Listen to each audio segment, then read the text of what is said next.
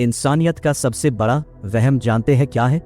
हमेशा लगता है कि ये धरती हमारी है, हमने हर नक्शा बना लिया है, हर कोने को नाप लिया है। लेकिन सच ये है कि जिस धरती पर हम अकड़कर चलते हैं उसका 70% हिस्सा एक नीले अनसुलझे अंधेरे से ढका हुआ है। समंदर एक ऐसा पाताल जहां सूरज की रोशनी भी जाने से डरती है।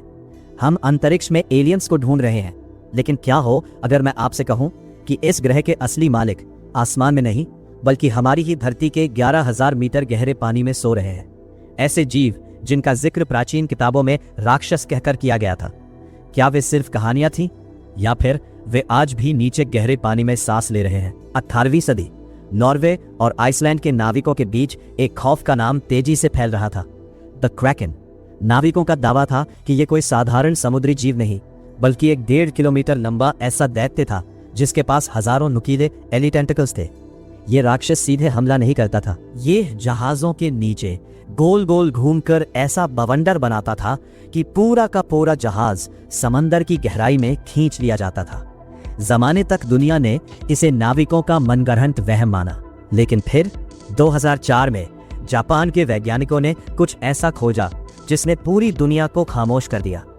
जापानी रिसर्च टीम ने समुद्र के 900 मीटर नीचे पहली बार एक जायंट स्क्विड यानी विशालकाय ऑक्टोपस की तस्वीर ली, जिसकी आंखें इंसान के सिर से भी बड़ी थी और जिसके हाथ 40 से 50 फीट लंबे थे।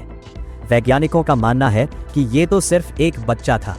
समंदर की उन गहराइयों में जहां आज तक कोई कैमरा नहीं पहुंचा, वहां शायद ऐसे जायंट स्क्विड्स मौजूद हैं जो आराम से किसी बड़े जहाज को डुबो सकते हैं। यानी क्रैकन की कहानी पूरी तरह झूठ नहीं थी।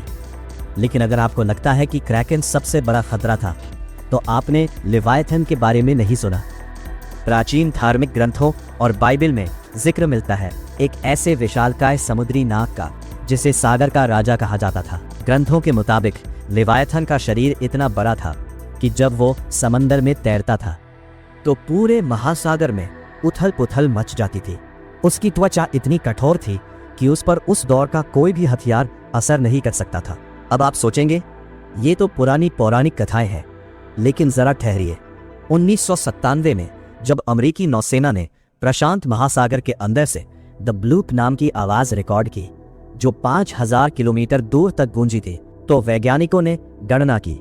उस आवाज की तीव्रता इतनी ज्यादा थी कि अगर वो किसी जीव की थी तो उस जीव की लंबाई कम से कम 200 से 300 मीटर होनी चाहिए। तुलना के लिए बता दूं, हमारी धरती का सबसे बड़ा जीव ब्लू व्हेल सिर्फ 30 मीटर लंबा होता है। यानी अगर द ब्लूप किसी जीव की दहाड़ थी तो वो वैज्ञानिक इतिहास का सबसे बड़ा जीव था। क्या वो बाइबल में लिखा वही लेवियाथन था जो सदियों से अंटार्कटिका की बर्फ के नीचे सोया हुआ है? प्रसिद्ध हॉरर लेखक HP लवक्राफ्ट ने 1928 में एक काल्पनिक जीव की कहानी लिखी थी, क्थुलू, एक ऐसा प्राचीन राक्षस जो प्रशांत महासागर के बीचों बीच डूबे हुए एक शहर इल्लिये में गहरी नींद में सो रहा है।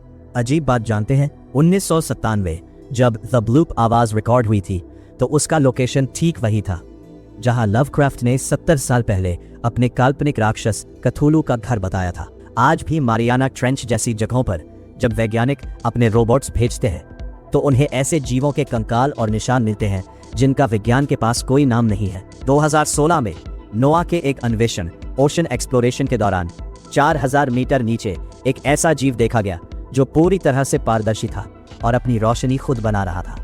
गहरे समुद्र में रहने वाले इन जीवों के जिस्म पर हजारों टन पानी का दबाव होता है। जो चीजें वहां जिंदा रह सकती है वे हमारी सोच से भी ज्यादा खतरनाक, वहशी और विशाल हो सकती है।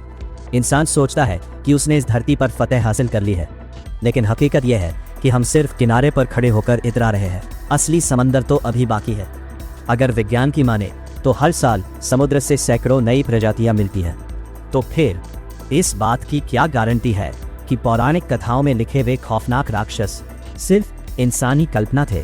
क्या हो अगर कल सुबह समंदर की गहराई से कुछ ऐसा बाहर निकल आए जिसके सामने हमारी मॉडर्न साइंस और बेमिसाल तकनीक भी घुटने टेक दे?